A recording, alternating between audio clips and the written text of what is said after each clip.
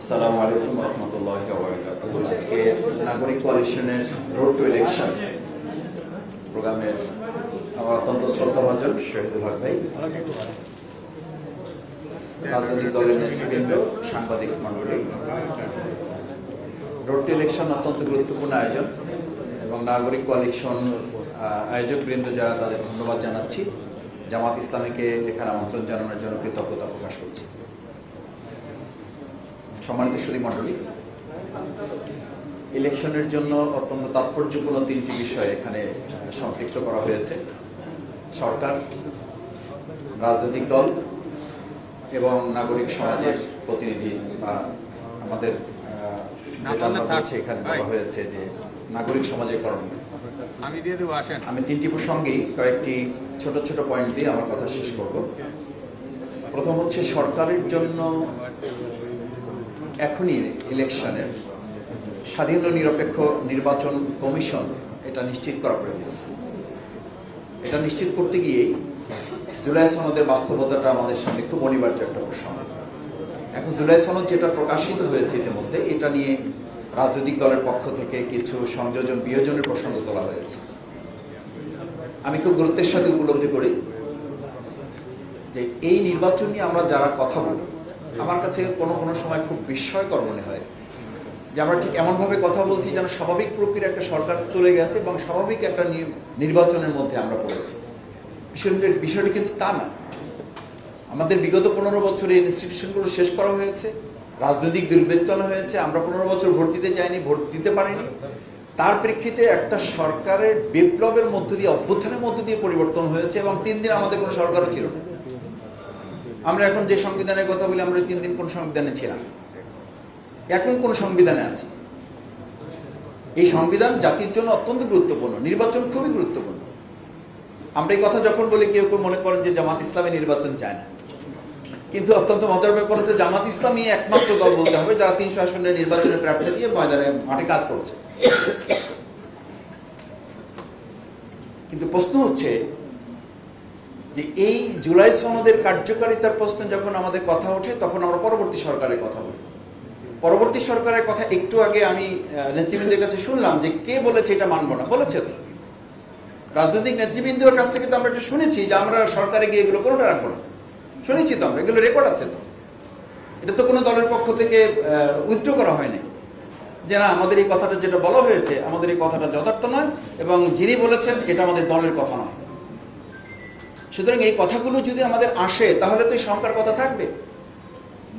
সেজন্য আমি মনে করি সরকারের এই প্রসঙ্গে আগে নির্বাচন কমিশনের যে দায় দায়িত্বের প্রশ্ন আসে, সেইগুলো আমাদের সামনে রাখা দরকার। Level playing field.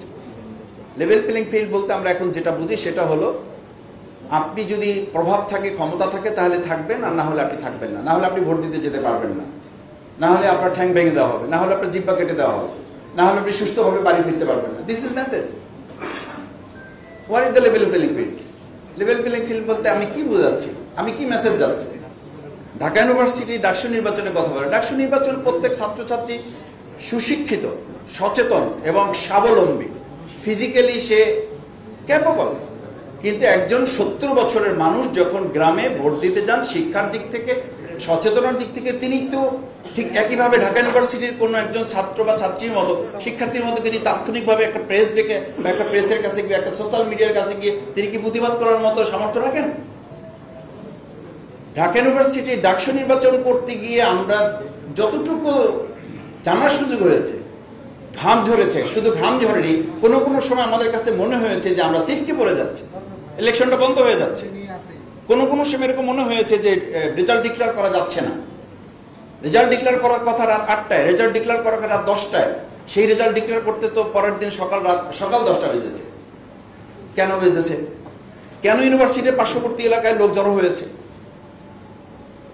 কেন টোটাল প্রশাসনকে ইনভলভ হয়ে বলতে হয়েছে? যদি এটা হয়, তাহলে একটা ছোট্ট ক্যাম্পাস মানে বাংলাদেশের তুলনায় এটা একটা ছোট্ট জায়গা, সেই জায়গাটাতে যদি গোটা প্রশাসন, রাজনৈতিক দল, শিক্ষার্থী ইনভলভ হয়ে করতে, তাহলে এত লক্ষ কেন্দ্রকে পাহারা দেওয়ার দায় দায়িত্ব এই সরকার কিভাবে রাজনৈতিক দলগুলোর সাথে আলোচনা করা ছাড়াই একটা ডেট দিয়ে আমরা রোড টু ইলেকশনের দিকে চলে যাচ্ছি? কোন আস্থার উপরে ভিত্তি করে? আমি লেভেল প্লেইং ফিল্ডের জায়গায় আমাদের তো প্রতিদিন আমাদের কাছে, আমার মোবাইল অন্তত 50টা মেসেজ আছে, কালকে অমুককে মেরেছে, কালকে সোশ্যাল মিডিয়ায় একটা মত প্রকাশের জন্য তাকে ধরে এলাকায় মারধর করা হয়েছে, তার পরিবারে বাবা মাকে হুমকি দেওয়া হয়েছে, আপনি দল ছাড়েন, না হলে এই দল থেকে আপনাকে এখান থেকে এলাকা থেকে বের করে দেওয়া হবে, আপনি ঢাকায় থাকেন এলাকায় আসবেন না, এলাকায় থাকেন এলাকা থেকে চলে যান। এটা তো হচ্ছে এখনকার। এরপর যখন আমরা আরো একটু ইলেকশনের মধ্যে প্রবেশ করব, আমি তো মনে করি তখন লেভেল প্লেইং ফিল্ডের প্রশ্নে আমাদের আরো অনেক ঝুঁকির মুখে পড়তে হবে। সেই জায়গাটা আমি মনে করি যে আমাদের নির্বাচন কমিশন তাদের দায়িত্বের গুরুত্বপূর্ণ অংশ হচ্ছে যে আমি পোস্টার নিয়ে আলোচনা দেখতেছি, পোস্টার লম্বা হবে, বড় হবে, কালার হবে না, তারপরে মাইকিং 5টা হবে 7টা হবে না, এই সমস্ত বিষয়ে আলোচনা খুবই গুরুত্বপূর্ণ। তার চেয়ে গুরুত্বপূর্ণ পলিটিক্যাল পার্টি কালচার, কোনো সিস্টেম, কোনো চেঞ্জ কি আমাদের হয়েছে? আমরা কি কোনো রিফরমেশন আমাদের মধ্যে নিয়ে আসতে পেরেছি? চিন্তার মধ্যে, দর্শনের মধ্যে, ফিলোসফিতে আমাদের কোনো পরিবর্তন এসছে? আমার কাছে তো তা মনে হয় না। আমি এখনো এলাকায়, আমাকে এক জায়গায় নমিনি করা হয়েছে, পটুয়াখালী 2 বাউফল আসন, আমাকে আমার লোকেরা বলে যে মাসুদ ভাই এখনো আসতে হলে আমাদেরকে একটু প্রিপারেশন নিয়ে আসতে হবে। What is the scenario? এলাকায় যেতে হলে যদি আমাদের প্রস্তুতি নিয়ে যেতে হয় এখনই, তাহলে ইলেকশনের দিন কি প্রস্তুতি নিতে হবে আমাদের? ওসি সাহেব বলেন, ডিসি সাহেব বলেন, ওনাদেরকে জানিয়ে যেতে হয় আমাদেরকে যে ভাই আমাদেরকে একটু জানিয়ে আসবেন, কারণ আপনারা কখন আসেন, কখন কোথায় কি হয়, আমাদের একটা টেনশন থাকে। তো এখনই যদি টেনশন ডিসির থাকে, এসপির থাকে, ওসির থাকে, তাহলে লেভেল প্লেইং ফিল্ড বা প্রশাসনের এই কর্তব্যের জায়গাটা আমি মনে করি যে এটা কনসার্ন হওয়া উচিত আমাদের। তৃতীয় যেটা আমি বলবো সেই জায়গাটা হচ্ছে, দেখেন আমরা ইলেকশনের জন্য আমাদের এখানে 4টা মূল কনসার্ন আমরা খুব গুরুত্বের সাথে বলেছি। আইন শৃঙ্খলা রক্ষা, আইন শৃঙ্খলা রক্ষায় যারা আছেন তারা একদম শেপ নিয়ে বসে আছে। আমি এটা একেবারে সবার জন্য কমন বলছি না, শেপ নিয়ে বসে আছেন। সামনে একটা ক্ষমতায় আসতেছে একটা দল, সেই দলের আনুগত্য পরায়ণ হয়ে কাজ করে তাদের নেক নজরে পড়ার একটা চূড়ান্ত কম্পিটিশন চলতেছে, একটা প্রতিযোগিতা চলতেছে। আমি কিভাবে পরবর্তী যে পার্টি ক্ষমতায় আসতেছে, এটা একটা অ্যানালাইসিস আমাদের দেশে আছে, আর কি একটা পারসেপশন আছে, এবং সেই পারসেপশনটা আমরাও তুলে ধরেছি। আমরা রাজনৈতিক নেতৃবৃন্দের পক্ষ থেকে এরকম একটা কথা বলা হয়, আমরা ক্ষমতায় আসতেছি, আমরা অমুকে প্রধানমন্ত্রী হবে, অমুকে প্রধানমন্ত্রী হবে, অমুকে রাষ্ট্রপতি হবে। আমরা তো ভাগ বাটোয়ারা করে শেষ করে দিয়েছি। ভাগ বাটোয়ারা করে শেষ করে দেওয়ার কারণে, প্রশাসনের কাছে মেসেজের কারণে তারা এখন অতিরিক্ত আনুগত্য পরায়ণ হয়ে কোথাও মানে এমন সেবাদাসে পরিণত হয়েছে, এটা খুবই দুর্ভাগ্যজনক, যেটা আওয়ামী লীগের 15 বছর আমরা কোনো ক্ষেত্রে খেয়াল করিনি। তো সেই জায়গায় আইনশৃঙ্খলা রক্ষাকারী বাহিনী, এই আমাদের সেগুনবাগিচায় যেখানে আর্মি, পুলিশ, অন্যান্য গোয়েন্দা সংস্থার মধ্যে একটা পার্টি প্রধানকে পিটানো হয়েছে। আমি জানি না যে এখানে সুধীমণ্ডলী আছেন, রাজনৈতিক দলের নেতৃবৃন্দ আছেন, সাংবাদিক আছেন, এই পর্যন্ত কাউকে গ্রেপ্তার করা হয়েছে? আমি জানি না কাউকে গ্রেপ্তার করা হয়েছে কিনা। সে যে দলেরই হোক, একটা পার্টি প্রধানকে মিডিয়ার সামনে তাকে পিটিয়ে আহত করে, এবং এখন সে চিকিৎসাধীন, এবং আমরা মাঝে মধ্যে শুনি মেমোরি লস করেছে, মাঝে মধ্যে শুনি সে মুমূর্ষু হয়ে যাচ্ছে, বিদেশি চিকিৎসার জন্য প্রয়োজন। সেরকম একটা ইভেন্টে আমরা কাউকে এখন পর্যন্ত গ্রেপ্তার করতে দেখলাম না। সেই নির্বাচন আইন শৃঙ্খলা বাহিনী করবে, আর আমার কোনো একটা কেন্দ্রে প্রবলেম হবে, সেটা সলভ করার জন্য তারা সুইচ টিপে দেবার প্রবলেম সলভ হয়ে যাবে। এই বিশ্বাস নিয়ে যদি আমাকে চলতে হয়, তো আমি এরকম অতি বিশ্বাস নিয়ে চলবো, কিন্তু শেষে এরকম হয়তো একটা বিবৃতি আসবে, কিছু ত্রুটি বিচ্ছিত হয়েছে, ক্ষমা সুন্দর দৃষ্টিতে দেখে আমাদেরকে কাঁধে কাঁধ মিলে দেশ এবং জাতি গড়ার কাজে সামনের দিকে এগিয়ে যেতে হবে। দুর্ভাগ্যজনক, দুর্ভাগ্যজনক। এই স্টেটমেন্ট দিয়ে স্টেট চলবে না। এই স্টেটমেন্ট তো আমরা দেখেছি, যাদের গ্রেপ্তার করার কথা তারা স্টেটমেন্ট দিয়ে দুঃখ প্রকাশ করছেন, তারা স্টেটমেন্ট দিয়ে বিচার চাচ্ছেন, অথচ তারা দায়িত্বে আছেন। প্রযুক্তির ব্যবহার আমরা যদি বলি, প্রযুক্তির ব্যবহার আমরা কতখানি করতে সরকার প্রস্তুতি নিয়েছে আমরা জানি। সংস্কার কমিশনের মাধ্যমে প্রস্তুতি, জুলাই সনদের আইনি ভিত্তি তো আমরা এখনো করতে পারি না। জুলাই সনদের আইনি ভিত্তিটা তো আমাদের জন্য অত্যন্ত তাৎপর্যপূর্ণ, কারণ এটার উপরে ভিত্তি করে আমাদের নির্বাচনে কিছু বাধ্যবাধকতা আসবে। আমি ক্যান্ডিডেট হিসেবে আমার বাধ্যবাধকতা আসবে, রাজনৈতিক দল হিসেবে যারা আছেন তাদের কিছু বাধ্যবাধকতা আসবে। সেই জায়গায় আমি রাজনৈতিক দলের কিছু করণীয় কথা কয়েকটা বলে আমি শেষ করে দেবো। গণতান্ত্রিক আচরণ বজায় রাখা। গণতান্ত্রিক আচরণে আমাদের কি এমন আমরা আচরণ বজায় রাখতে পারছি? আমাদের বক্তব্যের, আমাদের কথার মধ্যেই তো আমরা কোনো সৌজন্যতা এখনো ফিরে নিয়ে আসতে পারিনি।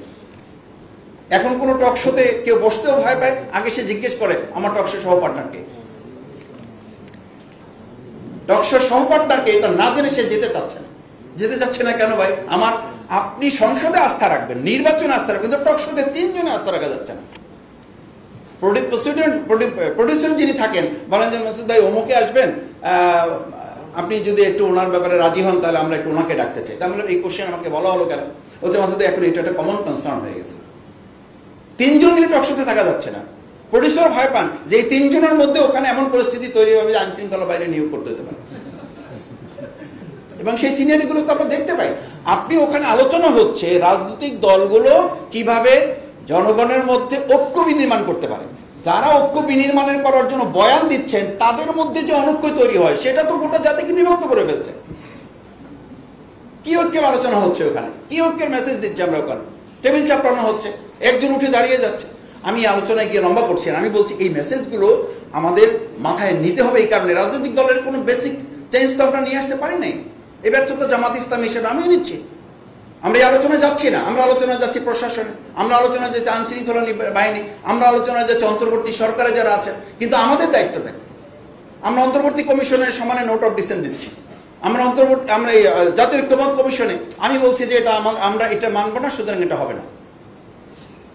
যদি তাই হয় তাহলে পরবর্তী সরকার এটা মানবে। এটা আস্থার জায়গা তৈরি করার জন্যই তো বাংলাদেশ জামাত ইসলামী আরো কিছু রাজনৈতিক দল মিলে একটা কথা বলেছে, প্রফেশনাল রিপ্রেজেন্টেশন। পিয়ার সিস্টেমে আমরা আসি, জাতীয় সরকার গঠনের এটা তো একটা পদ্ধতি। আমরা যে ফ্যাসিস্ট থেকে স্বৈরাচার যেন আর কোনো সরকার এককভাবে এই দেশের মানুষের মালিকানার জায়গায় পৌঁছার একটা মানসিকতা তার মধ্যে তৈরি করতে না পারে, সেই জায়গাটার জন্যই তো আমরা বলছি যে প্রফেশনাল রিপ্রেজেন্টেশনে সকল ছোট বড় দল যারা আছে সেই জায়গাটা কিছু সেটার লিমিটেশনস আছে। আমরা বলছি যদি এটা মানে অ্যাটেনশনে নেওয়া হয়, তারপর আলোচনার মাধ্যমে ছোটখাটো বিষয়গুলো আমরা সেখানে সমাধানের রাস্তা বের করতে পারবো। আমি সবশেষে অনুরোধ করব যে আজকে এখানে আমরা যে নাগরিক কোয়ালিশনের রোড টু ইলেকশন, সমাজের করণীয়, নাগরিক সমাজের করণীয়, দুটো পয়েন্ট করে শেষ করে দিচ্ছে। একটা হচ্ছে নাগরিক সমাজের মূল করণীয়টা হচ্ছে আমাদের একটা প্রভাব বা একটা প্রেশার তৈরি করা এই সরকার এবং নির্বাচন কমিশন। যেই নির্বাচন কমিশন বলবে এই কথা যে আমরা সরকারের প্রভাব মুক্ত হয়ে, তো সরকার প্রভাব মুক্ত হয়ে সরকার সহযোগিতা না করলে আপনি কিভাবে করবেন? ভাইস চ্যান্সেলরের সামনে যখন কোনো একটা রাজনৈতিক দলের ছাত্র সংগঠন টেবিল চাপড়ায়, আমি তো নিশ্চিত থাকতে হবে যে তাহলে প্রিজাইডিং অফিসারের সামনে আমি গিয়ে টেবিল চাপড়িয়ে তার ওখান থেকে ব্যালট বাক্স নিয়ে চলে আসবো।